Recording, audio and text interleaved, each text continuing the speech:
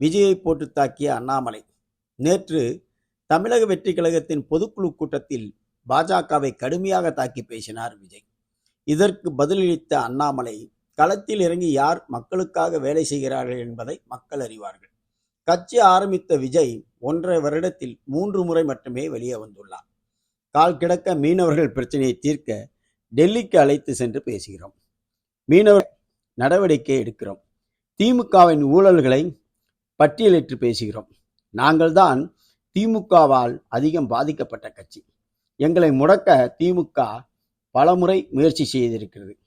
கைது செய்யப்பட்டுள்ளோம். பல்வேறு போராட்டங்களை நடத்தி வருகிறோம். ஏன் பிரதமர் மோடியின் கோயம்புத்தூர் பயணத்திற்கே நாங்கள் கோர்ட் மூலமாக தான் அனுமதி பெற்றோம்.